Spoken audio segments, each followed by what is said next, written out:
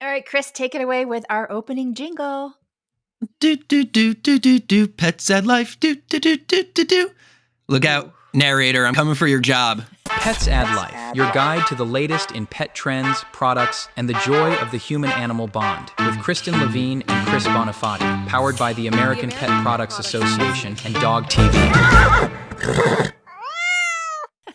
I'm coming for it. I'm coming for your job, narrator and jingle maker. It's not enough to co-host this wonderful podcast with Kristen Levine. Hi, Kristen. How are you today? I'm doing great, Chris. And I don't think that guy has anything to worry about with you taking his job. Okay. Yeah, that's pretty Jingles fair. Are not your jam. And I'm not a jingler. I'm not a jingle jammer, but I am here to co-host the Pets Add Life podcast, where we will be bringing you a pair of stories, a pair of guests, a pair of product recommendations, and answering a couple of your questions as well. So I'm really excited to get this show going. We're back from global. We're all well rested, and we're ready to go back to our regularly scheduled format here. Now that we're through with all those special episodes. Yeah, it was a lot of fun, but I'm kind of glad we're back to normal. Back to business. Yeah, those episodes were fun. This is going to be a very serious episode. Really brace yourself, because we take ourselves very seriously here. Oh my goodness. Kristen and Chris present Storytime. Well, do you want to kick it off with your first story? Yeah, why not? Let's get right into it. So I said that we're taking things a little seriously here, and I do not joke. That's one thing you should know about Chris, is I never joke. And I just wanted to talk a little bit about my association, APPA. We released the pet industry expenditures and things like that. I don't want to bore you pet parents with like big economy numbers. You know, we're spending billions, literally billions, $64.4 billion spent in the United States on pet food and treats. That's an insane number. Just really try to conceptualize that. Wow. But there's a couple of other fun facets in here that I think you guys all might find a little interesting, because you're all, whether you like it or not, if you own a pet, you're part of this industry. You make purchases around those pets, and you sustain several manufacturers, distributors, retailers, all wonderful business people, just like you and I, trying to get through their day.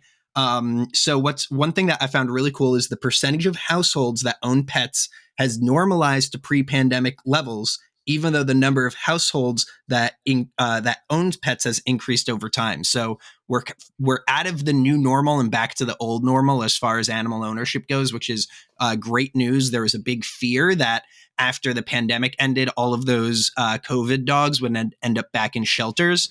While that certainly is probably true on like a micro case, in the grand scheme of things, that doesn't appear to be what's happening. And the other little factoid I wanted to present is that millennials are the largest pet owning generation, but Gen Z's right behind them, and Gen Z is fundamentally changing the way that businesses market and sort of advertise their pet products. So the younger generations really prefer visual medias. They like those Instagrams and TikTok reels and things like that. We saw a lot of really great educational stuff for our pet product manufacturers at Global Pet Expo in regards to how to market yourself on the internet. So get ready for some pet products advertised in between your Instagram reels. Get ready to see some pet products on the doom scrolls, because times are changing and the pet industry is catching up. So this was an exciting report to read. It's good news. And I actually attended one of those marketing learning sessions at Global. And one of the ways that Gen Z is changing the way we shop is they're more likely to search for products on social. So on TikTok, Instagram. Whereas, myself, I might search on Google still, but they are using social as their favorite form of search. So pretty interesting. But like you said, so that's going to be a great way to find products, because pet product makers know that now. So you're going to see more great stuff in your feed. That is true. That is true. All right. Well, what do you have for me, Kristen? So my story's a lot fluffier than yours. I know this show is airing after Easter, and Easter is a time when a lot of parents will buy bunny rabbits for their kids because it's Easter and it seems like a great idea. But then after Easter, shelters or rabbit rescues tend to see a lot of these rabbits being surrendered. So I think this is a really great time if you've been thinking about getting a pet and you're not ready for a dog or a cat. This might be a really great time to adopt a rabbit from these shelters who are getting this, being inundated with returned rabbits. But first, I wanted to mention that while they make great pets, it's important to know that they can live for up to 10 years. They have special health needs. Like, it's ideal if you take your pet rabbit to an exotic animal hospital as opposed to, a hospital that has vets that specialize in small animals. And also, rabbits are really smart. So it's not good for them to live primarily in a cage all the time. They really need at least 2 to 4 hours of exercise every day to feel mentally and physically stimulated and, to get that enrichment that they need. But they do make great pets. And a girlfriend of mine she just rescued 3 rabbits about a month ago. And she said they've just brought so much joy to her life. She's newly divorced, so she's gone through a rough year, but she can't stop talking about how wonderful her rabbits are and how great they make her feel. So I don't know. I thought between her story and then the situation with rabbits probably being returned this time of year, something to consider. That's very thoughtful of you. Way more thoughtful than me regurgitating my day job onto everybody at home. What's like the temperament of a rabbit like? I don't think I've ever seen a domesticated rabbit. Are they like? I imagine in my head when I picture rabbit pet, I see like a very energetic animal. Is that the case, or can they be cozy and snuggly too? I would say they're both. I don't think they're super energetic. Okay. They definitely need exercise, like I just mentioned. And I think the one thing of caution is that they are very delicate, so they don't make great pets for small children. And rabbits can be very easily frightened too. So maybe when your kids are like 7 or 8, a little bit older, they're able to understand how delicate the rabbit is, and you can teach them how to hold the rabbit and support their feet and that sort of thing. But yeah, they're really cuddly. They really are cuddly, and they're very social animals. So it's great if they live with another bunny, but you want to make sure it's not a male and female. Make sure they're fixed if they are male and female. Otherwise, you're going to have a whole lot of bunnies. We all know what rabbits do. We do. That's great. What a great story. Yeah. So I think let's get to our first guest. This is a Shark Tank celebrity, and we got to talk to him at Global about his company and the deal he got with Mark Cuban. And so let's listen to the interview. Beyond the Leash, exploring the untold stories of pet passion and professionalism. Chris, we have a celebrity in the house. I know. Rare. Well, not that rare. Not that rare. On the PAL podcast. But this is a really special celebrity. Yeah, one that's been on TV, actual cable TV. Yeah. Welcome, Ben Seidman. All right. Mella good to be here. Pet Care. Yeah. It's strange to be called a celebrity, but I'll take it. Well, there we go. Well, you guys are the celebrities to me. So. Yeah, well, wow. That's a huge compliment. I'll let that go to my head. Let's talk a bit about your product, the Mella Home Thermometer. For those of our listeners who are at home and haven't heard of it, why don't you give them a quick rundown on the product? Yeah, absolutely. So if you haven't taken your dog's temperature before, your cat's temperature, you've probably taken them to the vet, and you've seen them get in rectal temperature taken. I remember taking my dog Biggie to the vet for the first time, and they had to take him to the back, have multiple people hold him down to take a rectal temperature. Now we've brought an underarm thermometer that uses machine learning to take temperature under the foreleg or hind leg of a cat or a dog. So it's connected to an app. It sends data in real time to your veterinarian, to telehealth, to your practice management system if you're a vet, really giving pet parents the tools they need to be able to take that most basic vital sign. So that's where we started as a company, and we're building an ecosystem of all different types of vital signs monitoring devices. But if you're not sure if your pet's scratching, itching, lethargic, and you don't want to run over to the vet just to get a rectal temperature, take an underarm temperature at home. We are the first and only patent protected and have the algorithm and the clinical trials to prove it. And this is something simple enough that any Joe Schmo off the street can operate. Yeah, absolutely. Even you, Chris. Even me, yeah. Everybody knows I struggle with technology. Yeah, you can see even on the back here, you have pets taking temperatures for each other. Oh yeah. So pets can use it themselves one day, hopefully. One day. Right. But you mentioned the Mella Pet Care ecosystem. Tell us a little bit about that. Yeah, so when we came into the space, we actually came to Global Pet in 2019 when this was just an idea. And we looked around and we said, there's nothing like this. And we were like, okay, we need to start this company. There's, so much nutrition, so much furniture, so much pets, treats, leashes. But there aren't that many health devices for pet parents to really take ownership of their pet's health. That's why we started the company in a big way. And then as we got further and further into that, we understood, pet weight. How do you take your pet's weight in the home? You jump on a scale with them. I have to weigh myself. I don't want to weigh myself. Right. There should be a. Then you got to do math. You got to do math. Subtract. You got to whip out the calculator. So we're working on that. We're working on a food bowl, smart food bowl, a pulse oximeter, a blood pressure monitor. All of these things that ultimately the goal is to bring the vet into the home so that they have an eye and ear. Because as pet parents, we like to think we know our pets, but they're a different species. They don't have the same physiologies as we do.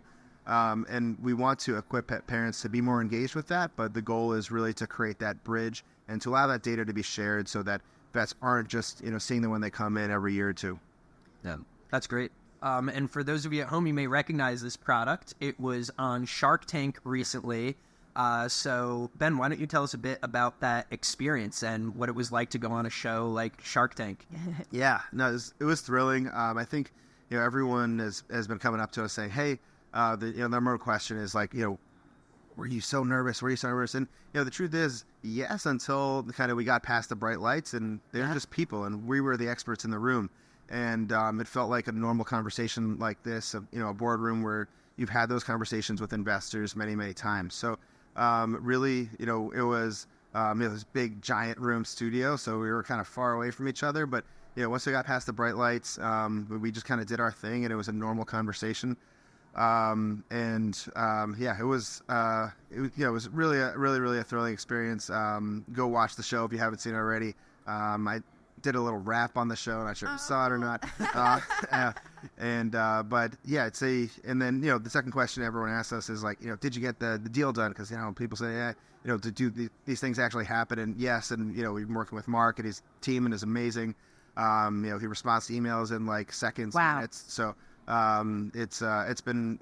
we've had a really successful experience. That's cool to hear because you always wonder about how those deals actually do they actually work out? How much real is in reality TV, right? But that's amazing. I mean, Mark Cuban must be an amazing back pocket investor to have. He brings so much experience to the table. Yeah.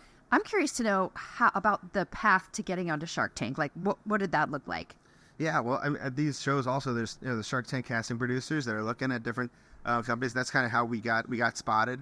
That we can't go into like the details, but we work with their producing team. They help you come up with that pitch, right? And ultimately the Q&A is up to you, right?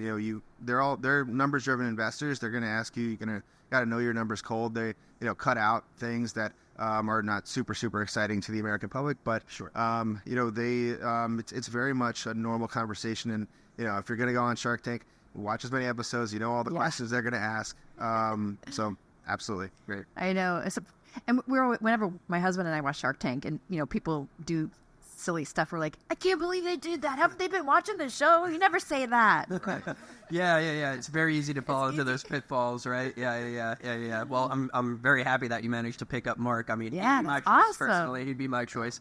But that's really great. So with all that investment, what's the future of Mella Pet look like?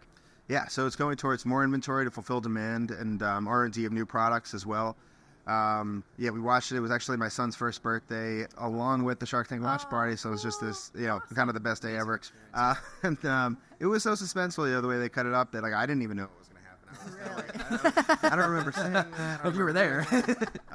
But certainly for us, it was getting a shark on board and having them on our team was really the number one thing for us. And we are just continuing to expand to get it to distribution at shows like this. And to educate the pet parent, right? Yeah. Because this isn't something that you see every day on a pet shelf, and that's something that we need to help everyone understand. Is being a good pet parent means having a thermometer in the home for your pet. Absolutely. And where can pet parents find the underarm pet thermometer? Yeah, so on our website at www.mella.ai, MELLA.ai.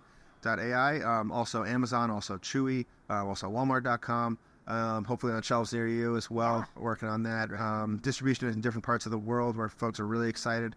But yeah, hopefully more, everywhere you see a human thermometer, you should see a pet thermometer right next to it. So that's our goal. Absolutely. Yeah. I love it. Yeah, well, thanks for coming on. Congratulations. Thank you both. An amazing chat. Always a pleasure to talk to a star.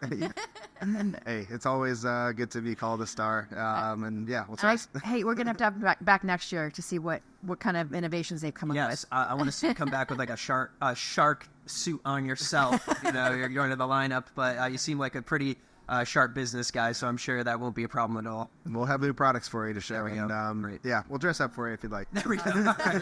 Yeah, I don't think that. Yeah, I was kidding. That's not necessary. We keep it light. Well, thanks a lot. Thanks, for coming on Ben. the show. Thank you both. Pets add life. It was really great hearing from Ben. What a cool product too. We all have a thermometer, I'm sure, at home for ourselves. I would consider that essential, right? Like that's just something you got to keep around.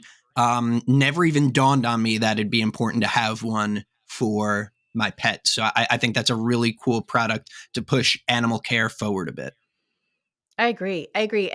And not only that, they also have other really cool products that this investment is going to help them bring to market, like a scale, and there's some other tools too. So I think we're going to be hearing a lot more from Mella Pet Care. Next time we see Ben, he's going to be in like an expensive Brooks Brothers suit with a really nice watch. He's going to be looking down his nose at us. He's going to be uber successful because he's got a really great line coming out. He does. I hope so. Who do we have next? I think we got one more guest for today, right? Yeah, we did. Actually, we sat down with Gwyn, Adriana, and her dog Darla. Well, actually, you renamed a dog Starla because she is a star. that is the dog's stage name. And if you're watching this on YouTube, I'm pretty sure we get her in the shot. She is a diva. She deserves all the screen time and is a born star. But their story is amazing. So let's check out that interview. Pets add life. Alrighty, our next guests are Adriana Kelly, Gwyn Donahue, and the lovely Darla, who we've just renamed. Starla, yeah. That is her stage name, Starla. And she clearly has 100% star power, is really showing us all up. It feels bad, but I'm proud of her. So. Well, most importantly, you ladies are both from Pet Partners, and we're going to talk about what the organization does. And Adriana, you've been a volunteer there for 20 years? Yeah, actually a little bit over, maybe about 22 years. Yeah. So we'd love to hear some of your stories, too, on how impactful your experience has been. So I'm going to start with Gwyn. Gwyn, tell us a little bit about what Pet Partners is. So Pet Partners is the leading national nonprofit registering therapy animal teams to bring them into situations where people could benefit from the presence of animals. We have about 8,000 volunteers around the country and in 12 foreign countries. Our mission is to improve human health and well-being through the human-animal bond.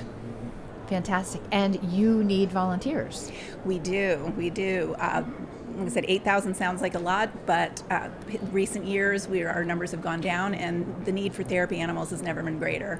As we all know, there's been a lot of emotional stress on the population between COVID and economic unrest and social discord, and our therapy animal teams are doing great things in hospitals, nursing homes, schools, libraries, but we can certainly use a lot more.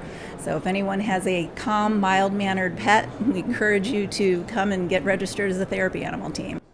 So you say calm and mild-mannered. Are there any other qualities that our listeners should be looking for in an animal, or even if they're just a prospective pet parent who might be interested in adopting or fostering an animal that may go on to be a therapy dog, any type of specific characteristics they should be looking for? They definitely should be comfortable in unfamiliar situations with unfamiliar people, unfamiliar locations, and be open to people. They they need to be able to be around other animals.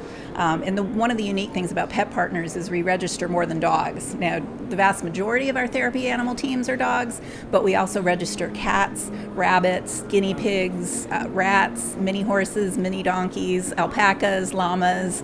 So they truly come in all sorts of shapes and sizes. And I know I personally at first thought therapy dogs were mostly just larger dogs. I always think of labs or shepherds or collie mixes, but here we even have petite little Darla here, who is so just darling and cute, and wouldn't initially strike me as a therapy dog, but I feel much calmer than I usually do recording now in her presence. So why don't we learn a little bit about Darla and her story and maybe how she became a therapy dog? That's a good question. She actually has a very interesting history. Darla had been a show dog, and she was at a show in New England, and the breeder was setting them up, had them in an X-pen so they could relieve themselves before going into the show, turned around, and while she was getting something else out in the car, a coyote jumped into the X-pen. And there was a few dogs in the X-pen besides Darla. They all ran to one side. Darla was the last one. When the breeder heard the commotion, she turned around, and Darla was actually in the coyote's mouth. And the breeder beat the coyote with her purse and got the coyote to drop Darla, and then grabbed Darla. And luckily, in spite of the fact that she was in his mouth, she did not suffer any physical injuries, but she was messed up psychologically. She was messed up. The breeder kept her for about a year, worked with her, but she wasn't the same. She'd be in the show ring, and she wouldn't put her tail up, and she'd always be looking behind her. So the breeder knew that I was looking for someone to do therapy work with, and she called me up and asked me if I would like Darla, because she absolutely had the personality to be a therapy dog. She was just afraid of everything. So I worked with her for about 9 months. I took her everywhere, flea markets, everywhere that would let me bring a dog, and I would say, let people hold her, let people pet her, let her get exposed to loud noises, all kinds of different things. And after about 9 months, I went to Pet Partners. We had her evaluated, and she passed. She passed with flying colors. And like you, the evaluator at first said to me, "What, a Chihuahua?" Oh, that's an amazing story. But you've been doing this for 22 years. That's right. Not with her. Not with her. Yeah. So how many therapy she's my dogs third have you? therapy dog. Wow. Yeah, and I do have another. I have a fourth one. And how many, if you could guesstimate, how many people do you think you've helped across 3 therapy dogs? Well, I can tell you, Darla is going to be evaluated for the 3rd time in May. So she has 5 years of experience. She already has over 500 therapy visits. Wow. Yeah. So, and that's just Darla. So, if, as Gwyn mentioned, there's a huge, huge need for therapy animals. When I first started, it was just nursing homes that wanted them, and maybe hospitals, hospice. Now, everybody sees the benefits of therapy animals, and they want them. Besides going to assisted living facilities, she goes to schools. She goes to the colleges. The colleges like her at freshman orientation when people are a little stressed out. Of course, exam time.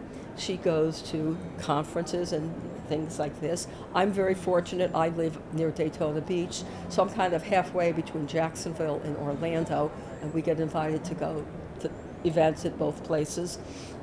Where else does she go? You mentioned libraries.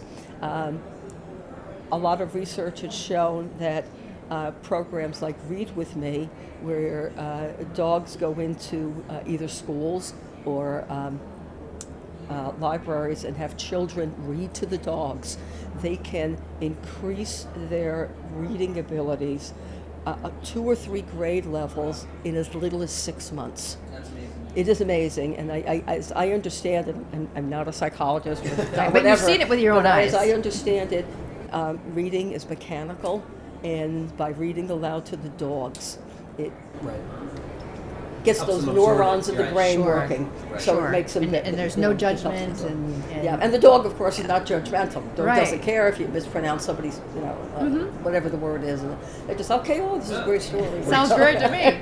So, Adria, tell us a little bit about your path to working with Pet Partners as a volunteer. What led you there? I had I guess I got started in doing pet therapy work. I used to have ferrets, and I belonged to a ferret club, and the ferret club was across the street from a veterans home. And one night, the president of the club said, "You know what? I think we're going to go across the street and visit the veterans with our ferrets." And we did, and the veterans loved having the ferrets there. So I said, "You know what? If I ever get a dog, I'm going to do this." And my favorite ferret passed away, and I replaced him with my first dog, a long-coat Chihuahua named Carmen. And I was looking for some place that I could register the dogs with. This was way back in the Wild West days, of like the early '90s, and there really wasn't a lot of places. Well, first of all, places didn't even care whether or not you were registered, and there was at that time only two, and Pet Partners wasn't even Pet Partners. They were called Delta Society. So we got in touch with somebody, and I lived in New Jersey, and they actually had an evaluator in the Philadelphia area. So we went down there, and we were evaluated down there, and we started doing that. And as the years have passed, more and more places not only wanted therapy animals, but they also wanted you to have insurance with your animal, and that's why you really want to have belong to an organization. So obviously the world needs more Adrias. So Gwyn, why don't you tell us a bit about what a volunteer might do if they decide, hey, I want to become a part of this. What would that be like for them? What sort of things should they expect out of that type of partnership? So to become a volunteer, the steps, I mean, you obviously want to make sure you think your pet has the aptitude for it, but we have an online course, and that covers things like infection control, animal welfare, policies for visiting. Then your veterinarian would sign off on a health form, and then you have an in-person evaluation, which Adriana could probably tell you a little bit more about, and then you get registered as a therapy team. So it's that easy. Yeah. I mean, We'll say easy. It's easy with the right animal. Well, how many locations around the country are there that do the evaluations? So evaluators are all over the country. So you would just hook up with one of them. We have independent volunteers. We also have community groups. So a lot of times people like that social aspect, and there's large community groups all over the country that are affiliated with Pet Partners. As Adriana said, the insurance that we offer our registered volunteers is great, because especially a lot of facilities like hospitals and nursing homes really want to make sure that you're insured, just in case anything happens. But yeah, no, it's I don't want to say that it's easy. We definitely have rigorous standards because we want to protect the safety and health and welfare of the animals, as well as the people that they're visiting and the handlers.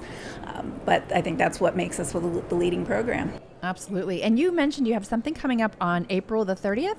We do. It's National Therapy Animal Day, where we celebrate all therapy animals around the world, all of that our volunteers do, because it is a volunteer-based organization. And this year we're really calling for more volunteers, more people to get involved. We also have a special program that we're trying to get more cats. Don't look at me. My cat does not like people. She tolerates me at best.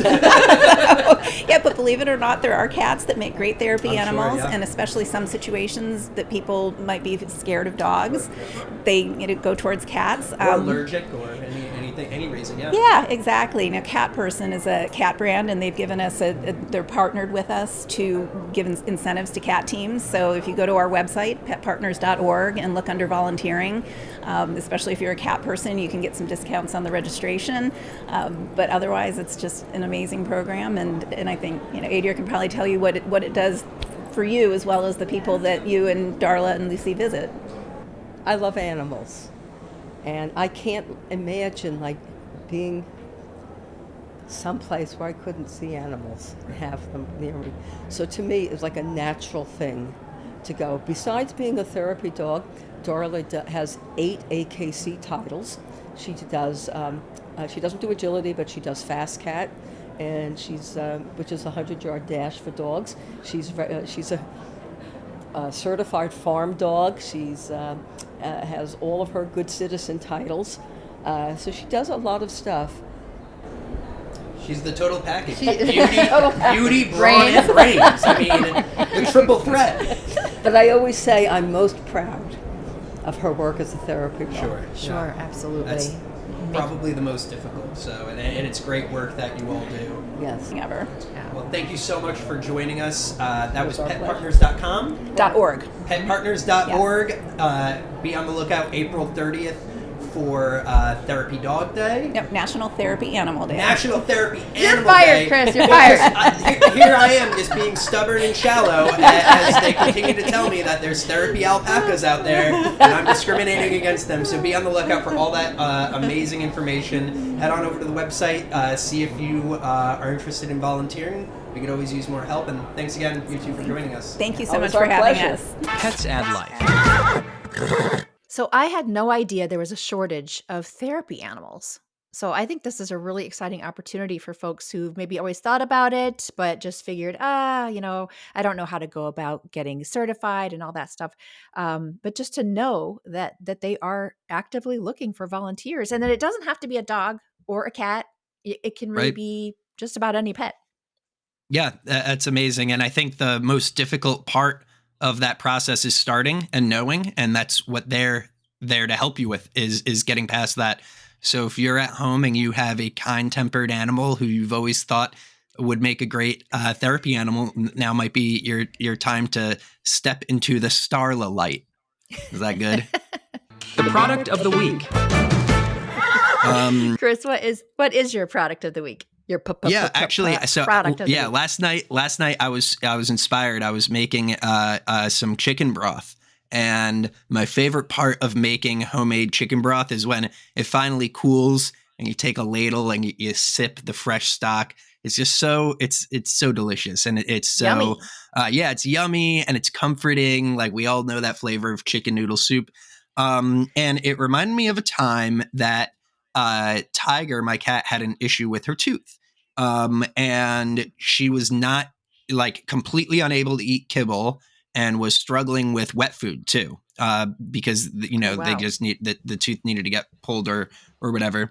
So we got Brutus broth. Now, Brutus broth is a long-standing member of the APPA, available in a ton of retailers, from your Walmarts all the way down to your independents. And it's essentially just salt-free bone broth. Because our animals aren't supposed to have as much salt as us, so they take a lot of that sodium out. But the natural benefits of bone broth are all still there. Joint health, the collagen for their skin. It's naturally infused with all sorts of nutrients that are essential to your animal's health.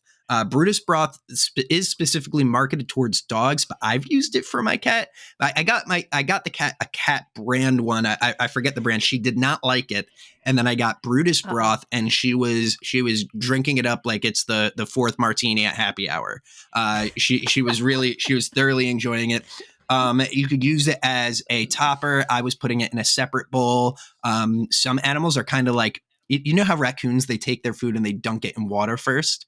There are some animals out there that enjoy some moisture on their kibble.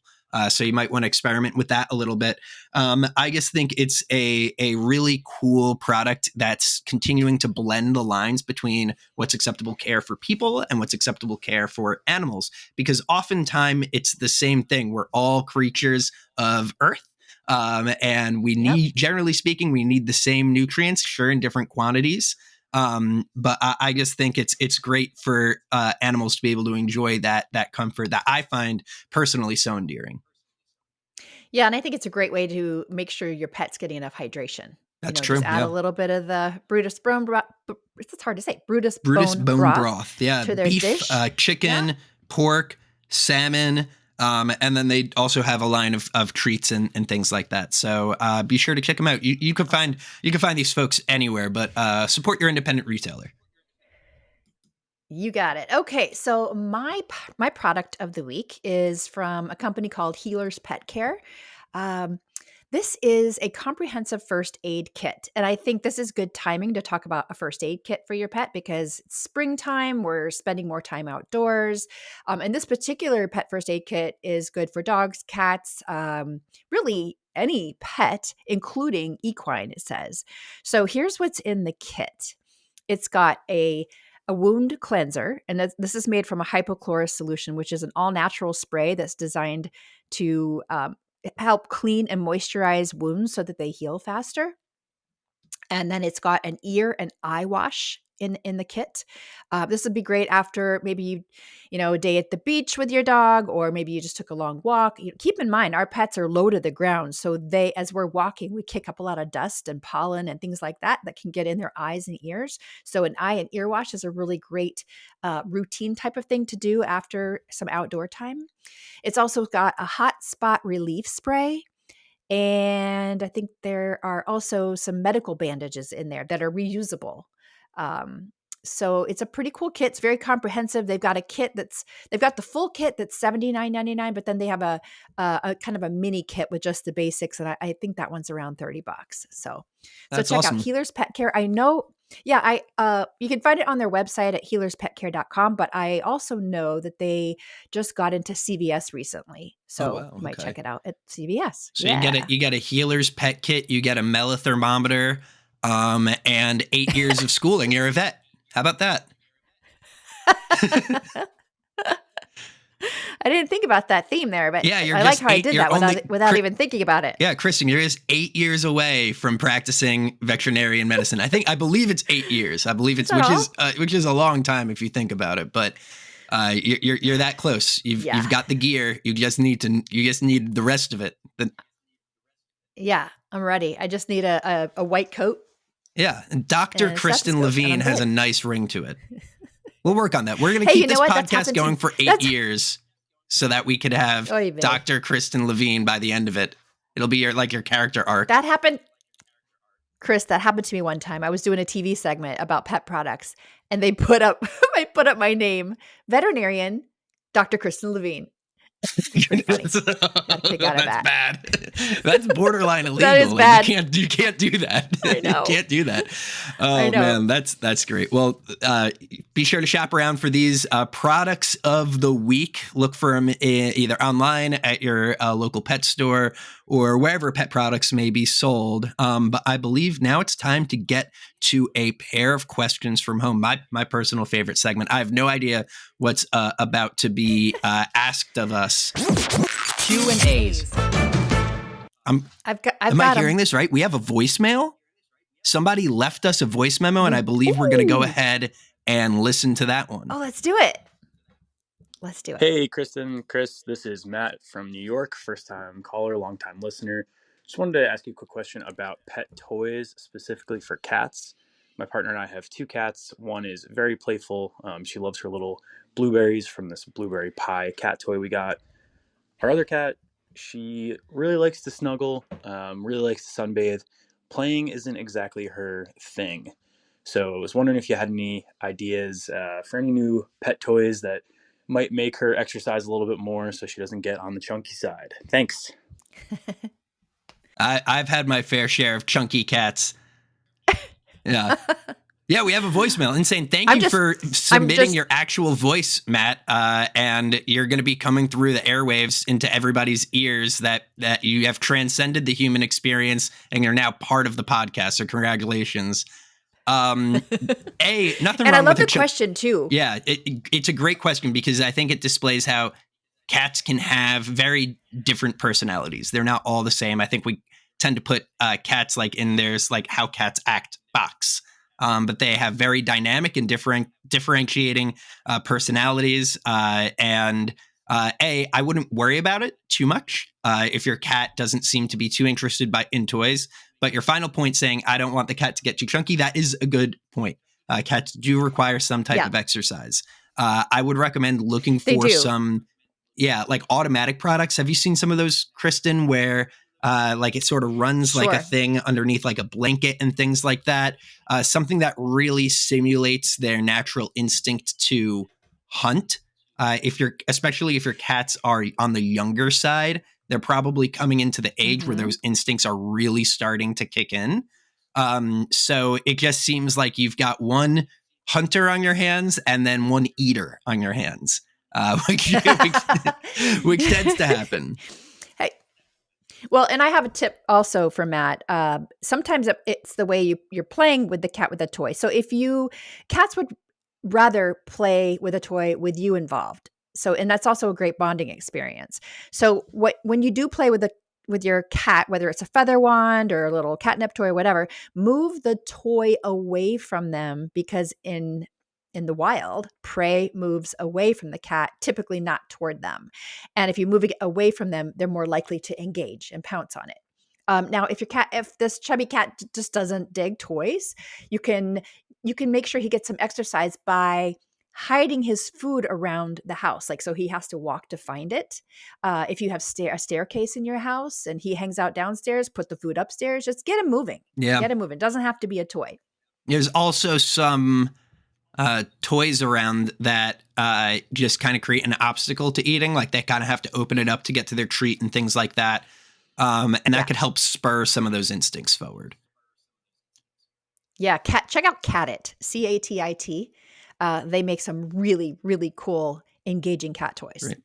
Well, so we'll see if we can't get the couch potato up and playing. Yeah, but if you end up with a chunky cat, listen, it happens to the best of us, okay? It's just part of the natural forces in the world. Some cats are just made to be chunky. Okay, so we're going to take another question. I take it that was our only voicemail question, right?